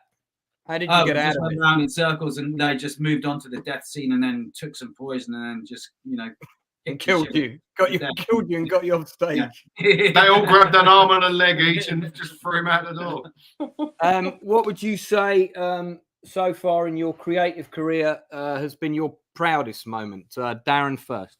My proudest moment was the day, even from when I was 13, it was my mum that was paying for all my theatre classes and my amateur dramatics and this, that, the other. My proudest moment was when I took her to the O2, which isn't that far from where I live. I took her to the O2 for the screening of Sajjan Singh Rangroot. Right. So she came to the cinema with me, watched me on the cinema, and I was one of the lead roles in the film. So she came and watched me. And coming out, we started getting recognised by all the theatre goers, and they was all stopping me for selfies. And I just remember there was a queue of people waiting for selfies with me, and my mum was standing there taking photos of people taking photos of me, and her face was beaming with pride. And just seeing the pride on my mum's face, just absolutely, best day of my life. Alex, was the queue for you shorter or longer than Darren's? Can you remember? Shorter, because they couldn't see him. I stand out from the back of the queue. They couldn't see him. And I need to keep a low profile because I was such an arsehole to the lead character in that. I thought I was just going to get a bottle. Yeah, you kind of play the villain in the piece. Yeah, and, I have seen the movie. It's very good for anyone who likes their World War One history and quite a unique story. And it's great that it's been told. One final question before we move on to the sort of last topic. What dramas be it British, American, Korean, whatever, are you guys watching now or have watched in the last year or two? Let's go from, say, 2019. Money Heist. Casa de Papel. It's in Spanish. Money Heist, they call it in English. Money Heist. Drama. Yeah, Money Heist. The best TV drama, I think, ever. You have a personal relationship. Every single one of the characters is just fantastic. I'll tell you what I absolutely loved. Chernobyl. Tiger King. Chernobyl was awesome. Chernobyl was powerful. Yeah, I was on edge because obviously we know what's going to happen, and so I was just on edge the whole time from episode 1 to episode 6. I was just on the edge of my seat. It was powerful. Well, I mean, we all know what happened, but we didn't, if you know what I mean. It's now we know a lot more about it. Yeah, like they had that kind of like 30-second rotor to go out onto the roof, shovel radio, throw the side of the roof, and then run back in again with. Have you seen the Lost Tapes? Have you seen the Lost Tapes documentary? Chernobyl, the Lost Tapes. Have a watch of that. It is mind blowing. Mind blowing. Yeah, it's really good production. And it also gives you a very valuable insight into the Russian mentality, how they cover up stories. And how they have total media blackouts. As soon as the disaster went off, the official death toll for that is 3. Yeah, bullshit. 3. It's over 200,000. The official death toll is 3. I think that's Putin's official death toll of Russian soldiers in Ukraine, isn't it? That's what I'm saying. Yeah. I mean, I remember the scene, and there's a couple of friends of mine in this scene where it's like the sort of the local committee meeting in the town, and they're all kind of waking up, and some of them are in their dressing gowns, and it immediately becomes this kind of, how am I going to cover my back? And they're all sort of like backstabbing each other and shit. And well, it was your responsibility, wasn't it your responsibility, that thing? No. I think that was your responsibility. I mean, it's just, that's how it works. What a fantastic series! It was incredible, really, really powerful. Yeah, really great. My recommendation, and I've said it to people before, is Dope Sick, starring Michael Keaton, who's one of my favorite actors, Rosario Dawson, Jonathan, not Houseman, the actor that I mentioned before, who was in the judge thing with the guy from Breaking Bad. He plays the main villain in that. Brilliant actor. Alex, you remind me of him a little bit. You need to get onto his agent. But Dope Sick. If you haven't seen it, 8-part true story, 1 hour. And it's the true story of how the Oxycontin crisis developed in America and about the family who profited from it. And it's a multi-narrative drama. So it covers everybody from the addicts on the front line to the doctors who were prescribing the medicine to them. And some of them were becoming addicts themselves, to the family who were creating the thing, and then all the internal political things that they did to get these medications through the proper channels to make them legal and to push them on the American public to create the biggest opioid crisis in American history that's now destroyed millions of families' lives. It's just because the only time I'd ever heard of Oxy was on the TV show The Shield, which is my favorite cop show. I'll be talking about cop shows with Craig Fairbrass in a couple of weeks. And they kept saying Oxy, and I never knew what they meant. And that's what they meant. Oxycontin drug. So, guys, this will be to wrap up, because I don't want to keep you too much longer, but I do want to explore this topic with you, because, again, if we go back to the actors' forums, it comes up a lot. Paid and unpaid work. And you know, I'll put my hand up and say I've done a lot of projects where no one's got paid, including me, and I will never take a paycheck on a project unless everybody else is getting paid. Lance, So it's if very I'm- simple. It's a very simple, very quick answer. You're an actor. You're a business. Every business has to advertise. You pay for advertising. That's what you do. You find the project.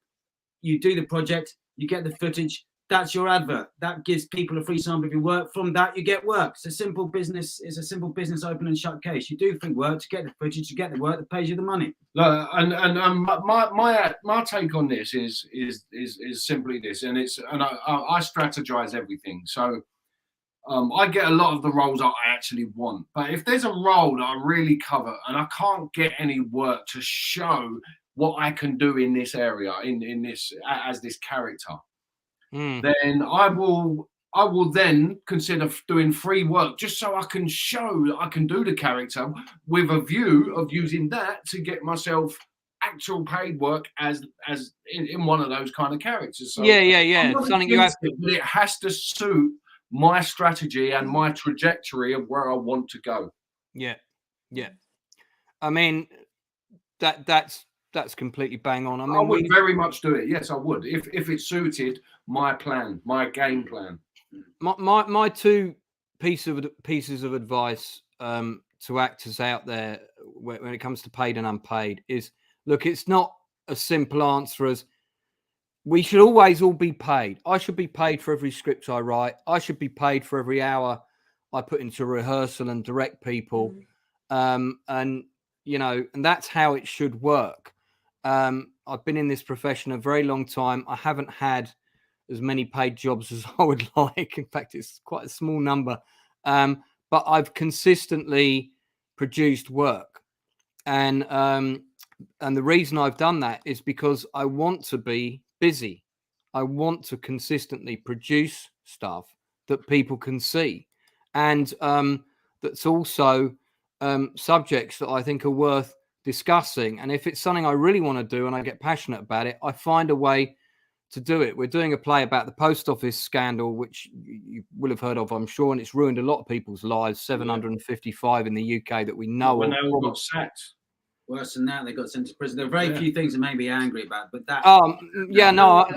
Mate, I'm well up to speed on all that, and some of them are dead, and one of them, at least one committed suicide, definitely, maybe 3 or 4 more. Awful, I mean, it's awful.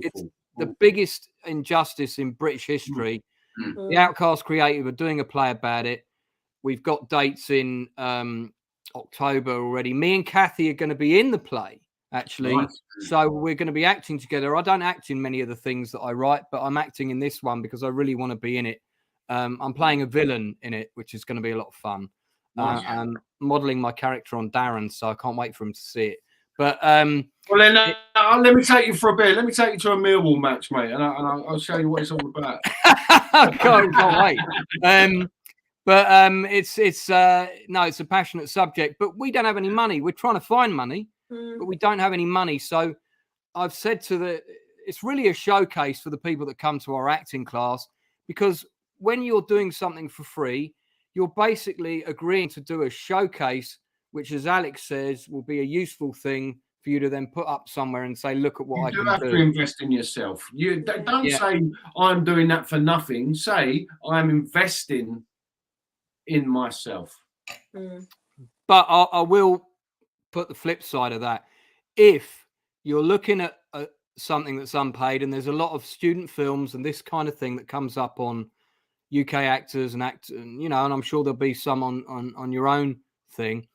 If it's unpaid, as soon as you start to talk to those people, whoever it is that's running the project, Bob Smith or Julie Drake or whatever, you are auditioning them as much as they are auditioning you. I agree. Because you are, okay, I'm going to give up my time for free. Let's check a couple of things. You covering my travel? Yes, no. Okay, well, if it's all in London and you just want London people only, fair enough. But, is there a free lunch, or am I got to bring my own food? Because I saw a student film that went up, and I think it was filming in York, up north. And the girl said, are you willing to pay travel? Now, she might have been just outside of York. she might have been in London, but the guy just replied back and said no. And I thought that's a really stupid reply to put, mate, because she might be a cracking actress and she might have been willing to travel if you gave her £5 and she might have just been up the road from you. I mean, look, the guy's a young filmmaker, so it's a forgivable sin. But I then put under that, are you going to feed them?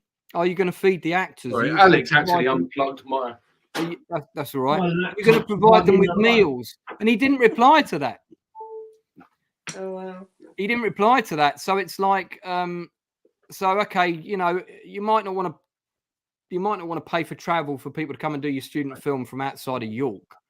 But mate, if you're going to make a film, you can at least buy everybody a lunch. No, I absolutely agree. Absolutely agree. But that's part of the vetting process. It's like how they respond to your questions tells you everything you need to know about how they're going to be on the set. So actors that are watching and anyone that listens later, and we've got 4 people watching right now. Thank you very much for tuning in. Got any questions, chuck them in because we ain't on for much longer. But, you know, this is a really important thing. You are going to have to constantly be proactive. And sometimes that will mean doing projects that are not necessarily paid. But if it's transparent from the beginning and they're upfront with you about that and you're all working towards a common goal and it's a common goal that you all believe in and you think it's worth it, like the Kent State project that we did online last year. It's a passion project because I've recently done a student. I've done a student film for free recently to play a really vile character, a racist character who bottles his son's girlfriend. But look, I've got a mixed race family, so that's a passion project to me. I like to make these racists look fucking horrible. I like to make them look stupid and horrible because I want my grandchildren, my mixed race grandchildren, to grow up in a free world where we're not even discussing this anymore. Yeah. So do you know what? I've done that as a passion. I've done it for free as a passion project. I've got loads of roles similar to that. I'm never going to use it in my show reel. That was a passion project because I believe in the cause and I'm willing to donate my time and efforts to that cause. Yeah. Cathy, any thoughts on that? You want to chuck in? No, yeah, things with us. I think it's exactly like you say. It's to do with your passion and it's to do with. I like how you said you're selling yourself. It's for you. It's. Don't think of it that you're doing it for nothing, but it's to showcase you. And unfortunately, I think a lot of actors that I know are like, oh no, I'm not doing that for nothing. Well, look, if you're not willing to invest in yourself, why on earth would you expect other people to do so? Exactly. Yeah. So lead by example. Don't lead with words. Lead by example. Yeah. And assess what because there's different currencies. Like to say you're not paid is not true. You get paid in different things. You get paid in the contacts that you make. You get paid in the experience that you have. You get paid in the exposure that you get in the footage that you might get from it. There's all you might this is why you have to assess it because you might also get paid in just in humiliation because you're not treated the way you want to be. You might check out the script. You might get paid in. You might get paid in grey hair, waiting for the showreel footage to come through. Yeah, I mean, one thing I would say to actors is definitely get a time. If you're doing a film, get a timeline on. Okay, before you commit to it, what's the timeline to edit this? Do you have editing facilities? Is that all in? Is the post-production all sorted? So from when we film to when I get an MP4 from you or MOV well, to be fair, file, student projects are usually very fast turnaround because they've got the facilities, they've got the skills, and it's usually for a project that's coming up within the next few weeks or months. Yet you'd be surprised how long it takes for them to deliver clips to people. And back in the day with videotapes in the post, that was a little bit more forgivable, but we ain't in the VHS era anymore, people. Drop me an email. We transfer the file, even if you're sending them a 720 just to keep them happy, get on the case, because these people have given up their time for you for free to fulfill your dream. No, I agree. We did our first online production was Persecution, was about the trial of Colin Stagg, and we had an Outcasts Christmas party, which Alex promised to do a strippogram thing there, but he never turned up. But anyway, so in lieu of Alex's absence, I got everybody a present. You dodged a bullet there, mate. It wasn't a signed photo of Alex. It was a copy of the script of Persecution, which I signed for them because I could order a certain number of author copies, and it didn't cost me a lot because everybody had worked on it for free.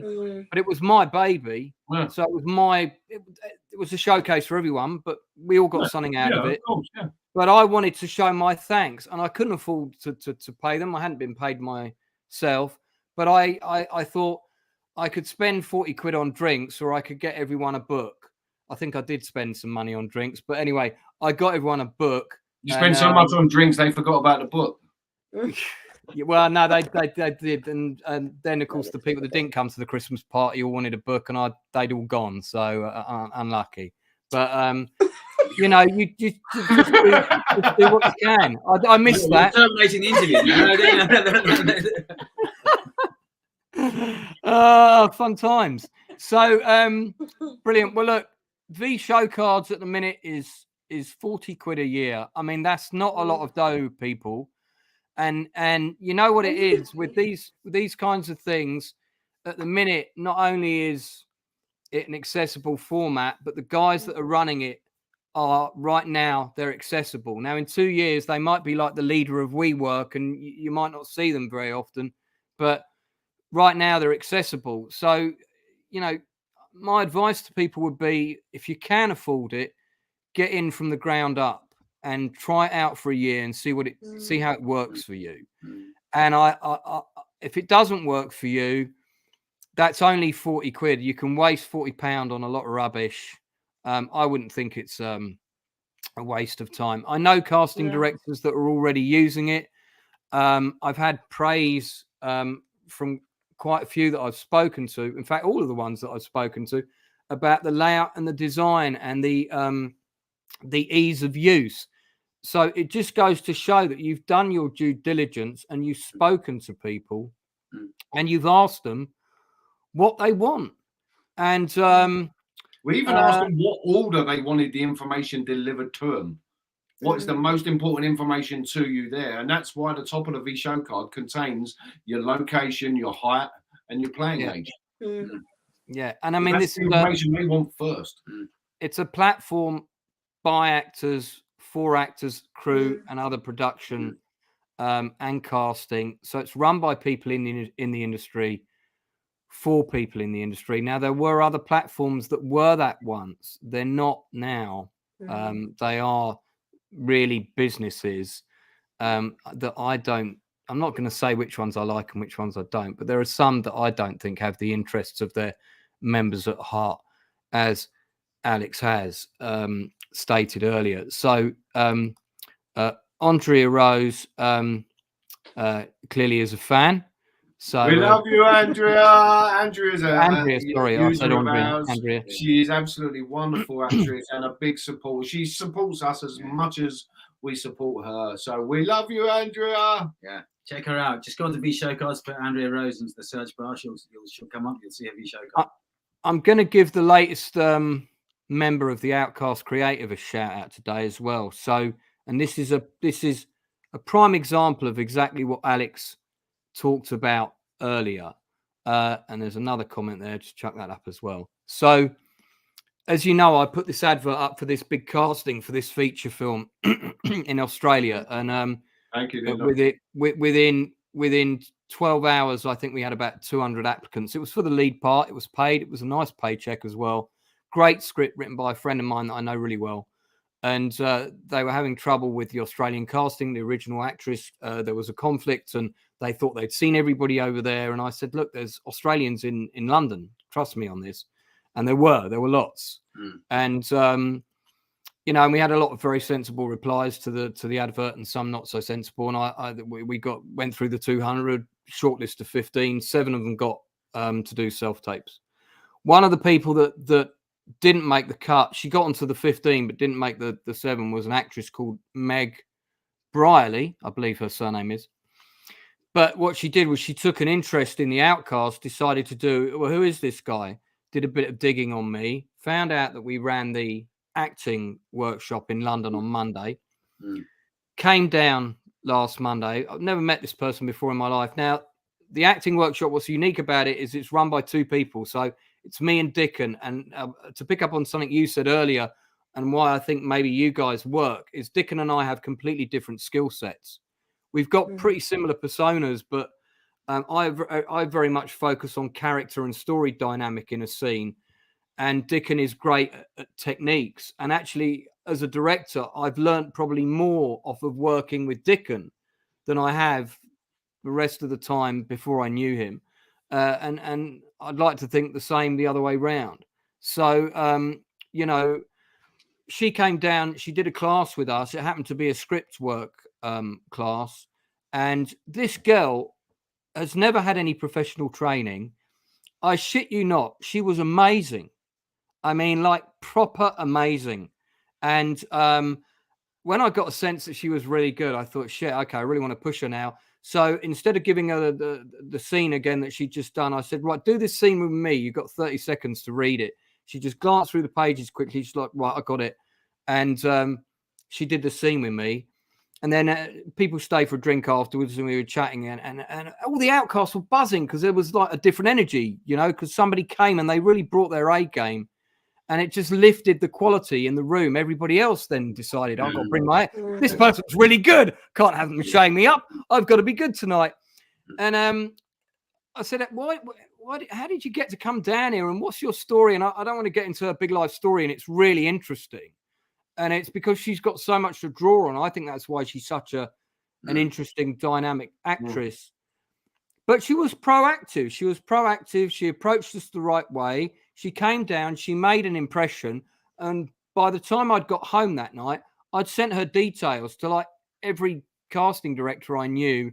And already that's fantastic. It's about how you conduct yourself as well. It is. It's very much about how you present yourself and conduct yourself on set in stressful situations. And I mean, that was, you know, and I messaged all indie directors. I've already been on the phone to James Boosh and said, mate, if you've got a female lead, 25 to 32, this is your girl, you know, because I know there's other friends of mine that have got films that are about to go into production, COVID pending and all that stuff. But that's the right attitude, as opposed to someone who put a grumpy thing on, I agree. you know, the post about tonight, who also put a grumpy thing on the feedback post that I took an hour and a half of my time to write. Yeah. Do you know what? Look, there's fucking idiot. Sets can be stressful situations anyway. So, you know, do you want to add to the stress? Honestly, if I'm casting a film, do I want people that's going to add to my stress or people that's going to help alleviate it? Yeah. So do you present yourself as a stressful person that's got a problem with every little detail, or do you present yourself as a problem solver? I know what I want on my sets. Yeah. I listen, man, I agree. And it is in the industry, there's a good phrase that I use quite a lot, particularly when casting, and it's called minimization of risk. And if I've got 4 acting showreels in front of me and they're all really good, but I've only got time to see 3 people, and I've heard some bad stuff about one person from people I trust, or they were on another set and they were causing problems, or, you know, or by the way, have you seen that spat? Have you seen that spat that person had in a forum online? Have you seen what they said? Which one do you think is going to get kicked to the roadside? I absolutely agree, and I would do the same. I would do the same. I need people who add to what I'm doing, not make me work harder. That's, by the way, that's Alex Reece's pom-pom team. They're just, I think they're doing that from the sideline. I think that's Kevin Howden from he does one of the review podcasts. If it's the same guy, Kevin, if you're listening, and it is you, because I'm terrible with people's surnames and my memory in general. And Kevin and I are doing we're doing a stream in June, and it's about our top 10 favorite disaster films. So that's an episode called Chewing the Fat. We do this. You're on an industry interview right now. It might seem like we're chewing the fat, but Chewing the Fat is where we talk top 10 or top favorite this or that. And we talk about the movies we love. So that's top 10 disaster movies coming to you in June. I'm also doing top 10 crime shows with Craig Fairbrass. as well. Fantastic. So, guys, going to just give you a final word then before we wrap up. Alex, we'll let you go first. You're started for 10. Well, that's enough. Alex, finished. Final word. Just thank you very much, Lance, for having us. Thank you for having us. It's been an absolute pleasure, and I appreciate the both broad and incisive nature of your inquiry into us as people and to what we're doing with V-Showcards. It's deeply appreciated, and I feel very privileged to have the chance to be here and talking with you both. No, that's absolutely fine. And I've ducked out of the Mark Rolston interview for Aliens that's on my buddy the Critical Drinkers channel right now to do this. But that's fine. I can watch it later. And this was a much better place to be anyway, then. Well, that's because you were here, Kath. You know, making us all look I didn't good. want to say. I didn't want to say. Darren, any final thoughts, sir? Yeah, look, I just want to echo what Alex said. I want to thank you both for your time. I like your thought-provoking questions. And look, to the listeners or anyone watching this back, I would say come and talk to us. We're very approachable. At V-Showcards, we're very active on Twitter, so at V-Showcards, or Alex REECE Actor, or at Darren Tassell. We're people. We're actors. Approach us. Come and talk to us. Although I feel that Darren's time of editing showreels might be quite limited. Guys, thank you so much. To have. You're going to have about 200 requests for that now. One from me as well. Guys, thanks so much for coming on. I like what I'm hearing. So I'm cautiously optimistic that V-Showcards is going to turn into something really special. I really hope it is. I definitely think there is room for something else out there that offers more. And if it's not classist, which is a big problem we all face in the industry, if we haven't gone through that level playing field. Yeah, I've talked about that on other streams with our guests. I won't get into it now, but you know, if it's something that's inclusive and allows some people that don't get that exposure those opportunities, like the actress, for example, Meg, that I just mentioned. And we've got fantastic actors down the Outcast, and all the guys and girls that are also at that class are going to be annoyed that I don't mention them now. Gregory, Andrew, Dick, and so on. But talented bunch of people. I'm sure this is going to be of interest to them. So we'll certainly mention it to them and see if we can send a few people your way. So let's talk again this side of Christmas, and it'd be great to hear how it's going and how it's developed. And just said, we're in a constant process of development, and we're very receptive to your thoughts and your comments and your ideas. We're always exploring, because how to represent people. It's people are the product as actors. We are the product. And how we're having a meeting next week with Tolu at the Independent Film Trust. We just need. I know Tolu. Tolu. Really good egg. Really good person. Exactly. And so we need to hear from people, because it's not us. It's not us. It's us. And so you have something to say. Get in contact, because we're growing. We want to reveal something valuable to the industry, and we are definitely stronger together. Yeah, no. Yes. I seem to recall that was the mantra of not going to Brexit, but let's hope that it's more successful in this. Stronger in Europe. Remember that? Stronger in Europe. Yes. Well, look, guys, again, been wonderful having you on. When we end the stream, don't go anywhere, because actually there's one thing I want to mention to you off air. So for those people watching, thanks very much for joining in. Please subscribe to the channel. We're trying to make the channel grow. We need more subscribers. And in order to do that, we need you to subscribe. We need your friends to subscribe, your cousin, your dog, your goldfish, your octopus, whatever you have. And that would be 8 subscriptions, one for each tentacle. So, and they all need their own email address, by the way. Yeah, exactly. Yeah, and we can tell if you've subscribed because I get a notification about it. So thank you, Alex. Still waiting on you, Darren. So you know, sorry, I'm the busy one. I'm the busy one here. No, We'll sort it out tonight. Don't worry about that. But we're working our way to 1,000 subscribers, and when we do get 1,000 subs, I'm gonna hope to have a pretty special guest on, and also I'm going to give away a prize. So one of the kind of another cookie. No, it's going to be one of the kind of knickknacks that you see behind you. It might be a film poster, and you can see up there. There's the poster for I'm disappeared now. They Live, which is just hiding behind the Lego pirate ship. Classic, love that. Classic. I know. I've got a lot more of those, so it might be a movie poster of a old school. Hard to get, probably worth a couple of £100. So I'm going when we've hit 1,000 subscribers. One of our subscribers is going to get a Prezi who tunes into the stream that night to celebrate. We'll talk about that. I'm hoping that will be soon, but it might be a while. So, guys, keep an eye on what we've got. Next Wednesday, coming up on our stream, we have stuntman and actor Anthony DeLongis, who's been in all sorts of films from Sword and the Sorcerer to Star Trek Voyager, where he was a guest villain for 6 episodes. He runs a ranch in California where he does all kinds of stuff, trains you to ride horses, bull whips, axe throwing, knife throwing, sword play. And I think he's also into a bit of yoga. So, Alex, you and him should definitely meet.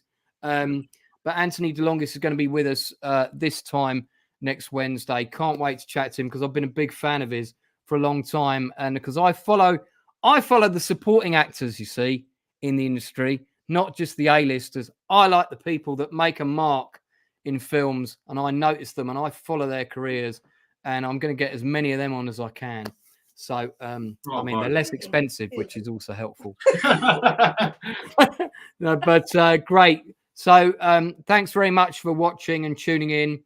Do please subscribe to the channel, and we will see you all again soon.